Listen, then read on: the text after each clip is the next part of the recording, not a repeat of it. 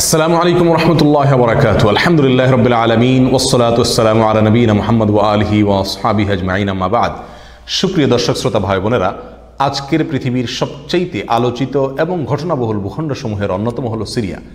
একজন মুসলমানের কাছে মক্কা এবং মদিনার পরে তৃতীয় সবচেয়ে গুরুত্বপূর্ণ এবং পবিত্রতম ভূখণ্ড হলো সিরিয়া। কারণ রাসূল করিম সাল্লাল্লাহু আলাইহি সাল্লামের বহু তাৎপর্যপূর্ণ ভবিষ্যৎবাণী রয়েছে সিরিয়াকে কেন্দ্র করে। আজকের সিরিয়ার প্রাচীন এবং ঐতিহাসিক নাম ছিল শাম। এই শামকে কেন্দ্র করে যতগুলো বর্ণনা হাদিসের কিতাবসমূহে পাওয়া যায়, সেই শামের সীমানা অবশ্য আজকের সিরিয়া থেকে বেশ খানিকটা বিস্তৃত এবং বড় ছিল। সিরিয়া, জর্ডান, ফিলিস্তিন এবং লেবানন এই দেশগুলো মিলে ছিল তখনকার শাম। অবশ্য তখনকার শামের সবচেয়ে প্রধান এবং বড় অংশ যেহেতু আজকের সিরিয়ায়, সেই জন্য সিরিয়াকেই সাধারণত শাম বলা হয়।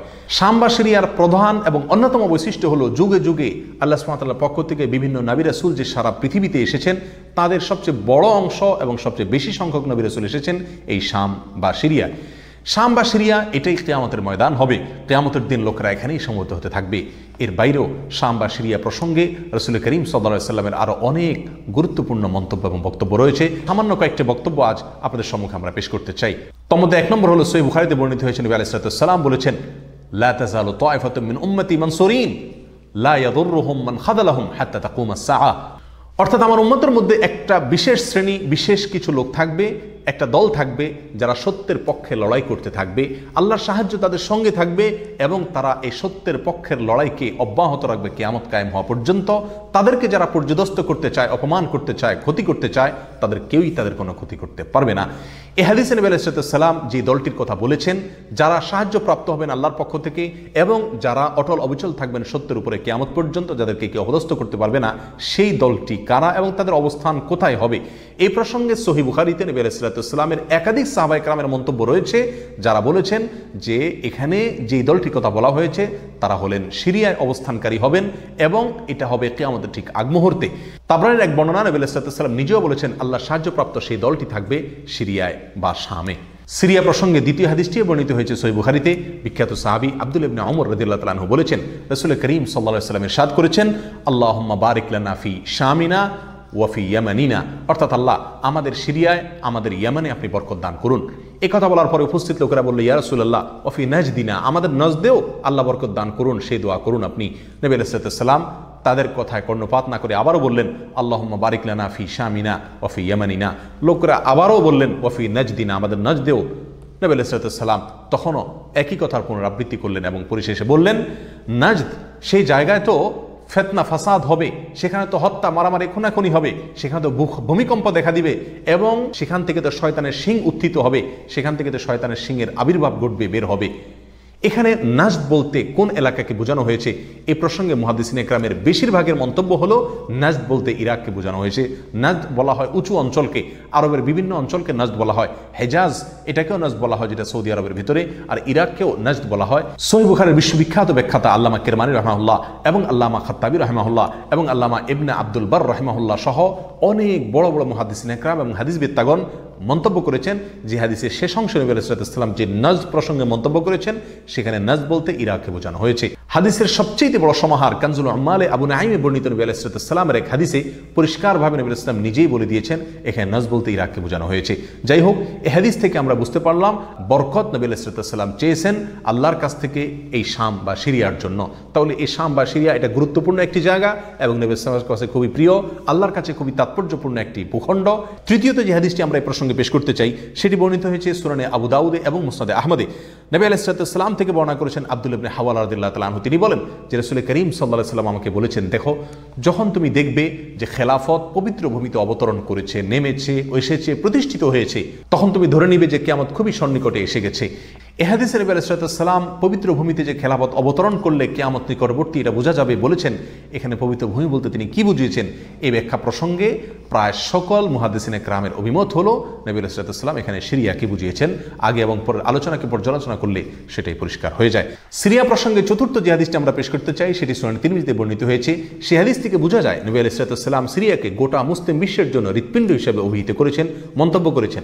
তিনি বলেছেন, সিরিয়ার লোকেরা যখন খারাপ হয়ে যাবে, মন্দ এবং খারাপ দিক যখন সিরিয়ার লোকদেরকে গ্রাস করবে, ছেয়ে যাবে, তখন তোমরা ধরে নিবে পৃথিবীর কোনো জায়গায় আর কোনো ভূখণ্ডে মুসলমানদের মধ্যে আর কোনো কল্যাণ অবশিষ্ট নেই। অর্থাৎ হৃৎপিণ্ডের মতো সিরিয়ার মানুষের মধ্যে যখন পচন ধরবে তখন গোটা দেহে, গোটা মুসলিম বিশ্বের মধ্যেই পচন তার আগেই ধরে গেছে, এটা পরিষ্কারভাবে বোঝা যাবে। এ হাদিস থেকেও সিরিয়া অত্যন্ত গুরুত্বপূর্ণ ভূখণ্ড, সেটা পরিষ্কারভাবে আমরা বুঝতে পারি। সিরিয়া প্রসঙ্গে 5 নম্বর হাদিসটি বর্ণনা করেছেন আবু হুরায়রা রাদিয়াল্লাহু তাআলা আনহু, আর এটি বর্ণিত হয়েছে সুনান ইবনে মাজাহ।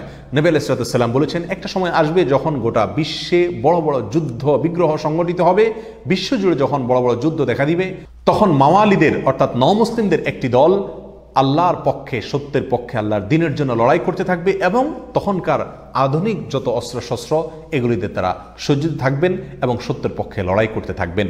তাহলে চরম সংকটময় পরিস্থিতিতে আল্লাহ সুবহানাহু ওয়া তাআলার একটা বিশেষ সাহায্য এবং অনুগ্রহ আমরা দেখতে পাচ্ছি, আর সেটা অবতীর্ণ হবে, সেটা নাজিল হবে এই সিরিয়ার দামেস্ক নামক শহরে। নাম্বার 6, সিরিয়া প্রসঙ্গে নবী আলাইহিস সালামের আরেকটি তাৎপর্যপূর্ণ ভবিষ্যদ্বাণী রয়েছে, যেটি বর্ণিত হয়েছে সহিহ মুসলিমে। বর্ণনা করেছেন সাহাবী নওয়াস ইবনে সুমআন রাদিয়াল্লাহু তাআলা আনহু। তিনি বলেছেন, নবী আলাইহিস সালাম একবার দাজ্জাল প্রসঙ্গে দীর্ঘ এবং বিশদ আলোচনা করলেন। একটা পর্যায়ে এসে তিনি বললেন, কিয়ামতের পূর্বে আল্লাহর নবী ঈসা আলাইহিস সালাম যে আসমান থেকে অবতরণ করবেন পৃথিবীতে, তিনি অবতরণ করবেন মূলত সিরিয়ার দামেস্ক নামক শহরের, বর্তমান যে রাজধানী সেই দামেস্ক শহরের পূর্ব অঞ্চলের একটি উঁচু এবং সাদা মিনারায় তিনি অবতরণ করে দুনিয়াতে আসবেন। এসে সারা পৃথিবী জুড়ে তাণ্ডব চালানো দাজ্জালের বিরুদ্ধে তিনি লড়াই করবেন এবং সিরিয়ার এই লুদ নামক জায়গায় তিনি দাজ্জালকে হত্যা করবেন। একজন মুসলমানের কাছে যে সিরিয়ার ভূখণ্ডটি অত্যন্ত তাৎপর্যপূর্ণ তা পরিষ্কারভাবে হাদিসের মাধ্যমে ফুটে ওঠে। নাম্বার 7, তিরমিজি বর্ণিত এক হাদিসে আসছেন, নবী আলাইহিস সালাম ইরশাদ করেছেন, কিয়ামতের পূর্বে ইয়েমেনের হাজরামাউত নামক শহরে সেখানে আগ্নোৎপাত দেখা দিবে, আগ্নেয়গিরি দেখা দিবে এবং সে আগুন মানুষকে ধাওয়া করতে থাকবে। সেই পরিস্থিতি আসলে কিয়ামতের ঠিক পূর্ব মুহূর্তে আমরা কি করব, এই প্রসঙ্গে সাহাবা ইকরাম নবী আলাইহিস সালামের কাছে দিক নির্দেশনা চাইলে তিনি বললেন, আলাইকুম বিশাম, তোমরা শাম বা সিরিয়ায় গিয়ে আশ্রয় নিবে। অন্য এক হাদিসে আসছেন, নবী আলাইহিস সালাম বলেছেন, একটা সময় আসবে যখন 3টা জায়গায় একসঙ্গে যুদ্ধ চলবে, সিরিয়ায় এবং ইয়েমেনে এবং ইরাকে। একজন সাহাবী প্রশ্ন করলেন, ইয়া রাসূলুল্লাহ, আমাকে ওই সময় আপনি কোন পক্ষের হয়ে লড়াই করার জন্য নির্দেশ করবেন? নবী আলাইহিস সালাম বলেছেন, তুমি শামের হয়ে অর্থাৎ সিরিয়ার হয়ে তুমি লড়াই করবে, আর যদি সিরিয়া হয়ে লড়াই করার সামর্থ্য তোমার না থাকে তাহলে ইয়েমেনের পক্ষ তুমি অবলম্বন করবে। এই হাদিস একেবারে পরিষ্কারভাবে সিরিয়ার গুরুত্ব এবং তাৎপর্য আমাদের কাছে ফুটিয়ে তুলছে। নাম্বার 8, মুসনাদ আহমদ সহ বহু হাদিসের কিতাবে বর্ণিত হয়েছে, কিয়ামতের পূর্বে যে আগ্নেয়গিরি দেখা যাবে, যে আগ্নোৎপাত দেখা দিবে, সে আগুন মানুষকে ধাওয়া করতে থাকবে এবং সারা পৃথিবীর মানুষকে ধাওয়া করতে করতে করতে একটা জায়গায় একত্রিত করবে, আর সেটি হলো সিরিয়া। নবী আলাইহিস সালামের ভাষায় আরদুল মাহশারি ওয়াল মানশার, অর্থাৎ সিরিয়াই হবে কিয়ামতের ময়দান। কিয়ামতের সময় সারা পৃথিবী থেকে মানুষ সমবেত হয়ে এই সিরিয়াতেই একত্রিত হতে থাকবে। নাম্বার 9, নবী আলাইহিস সালাম আরেক হাদিসে বলেছেন, মালায়েকাতুল্লাহি বাসিতু আজনিহাতাহুম আলা শাম, আল্লাহর ফেরেশতাগণ সিরিয়ার উপরে তাদের ডানাকে ছেয়ে আছেন অথবা ছেয়ে থাকবেন। এই হাদিস থেকেও শাম বা সিরিয়ার গুরুত্ব একেবারে পরিষ্কারভাবে ফুটে ওঠে। নাম্বার 10, এক হাদিসে আসছেন, নবী আলাইহিস সালাম তার এক স্বপ্নের বিবরণ দিতে গিয়ে বলছেন যে, আমি একবার শুয়েছিলাম, দেখলাম আমার মাথার নিচ থেকে আল্লাহর কিতাবকে ছিনিয়ে নিয়ে যাওয়া হলো এবং সেটাকে যখন নিয়ে যাওয়া হচ্ছে আমি তাকিয়ে থাকলাম কোথায় নিয়ে যাওয়া হচ্ছে। দেখলাম যে একটা আলোক রশ্মি চলে যাচ্ছে এবং যেতে যেতে সিরিয়ার ভূমি পর্যন্ত সেটা চলে গেল এবং সেখানে গিয়ে অবতরণ করলো। এরপর নবী আলাইহিস সালাম বললেন, আলা ইন্নাল ঈমানা ইযা ওয়াকাআতিল ফিতানু বিশাম, অর্থাৎ যখন সারা পৃথিবীতে ফিতনা ফাসাদ ছেয়ে যাবে তখন ঈমানের ঠিকানা হবে সিরিয়ায়, আর ঈমানদারদের আশ্রয়স্থল হবে, শেষ ভরসা হবে সিরিয়া। সম্মানিত ভাই বন্ধুগণ, এই হাদিসগুলো থেকে পরিষ্কারভাবে ফুটে উঠলো যে মক্কা মদিনার চাইতেও ঘটনা বহুল হবে কিয়ামতের পূর্ব মুহূর্তে শাম বা সিরিয়া নামক ভূখণ্ড। আর সেই শাম এবং সিরিয়াতে আজকে জুলুমের স্টিম রোলার চলছে। সারা পৃথিবীর সবচাইতে বড় কসাইখানায় পরিণত হয়েছে শাম বা সিরিয়া। এখানকার নিরীহ নারী, পুরুষ, শিশু, সাধারণ মানুষ আজ তাদের রক্ত সম্পূর্ণ হালাল মনে করা হচ্ছে। ত্রিমুখী বা চতুর্মুখী লড়াইয়ে আজ সেখানকার মানুষ বলির পাঁঠা হয়ে গেছে। সারা পৃথিবীর সবচেয়ে বড় কসাইখানায় পরিণত হয়েছে। সেখানকার নারী, পুরুষ, সাধারণ মানুষ সকলের আর্তনাদে আকাশ বাতাস ভারী হয়ে উঠছে। জালেম অত্যাচারীদের জুলুমে সেখানে রক্তের গঙ্গা, রক্তের বন্যা আজকে বয়ে চলেছে। আল্লাহ সুবহানাহু ওয়া তাআলা আমাদেরকে ক্ষমা করুন। আমাদের অক্ষমতা, আমাদের অপারগতা, আমাদের অলসতা, আমাদের উদাসীনতা, আমাদের দায়িত্বহীনতা এর জন্য না যেন আল্লাহর গজব আমাদের উপরে, আল্লাহর আযাব না যেন আমাদের উপরে নাজিল হয়। আজ সারা বিশ্ব বিবেক নীরব হয়ে আছে। মুসলিম বিশ্ব পর্যন্ত নীরব দর্শকের ভূমিকা পালন করছে।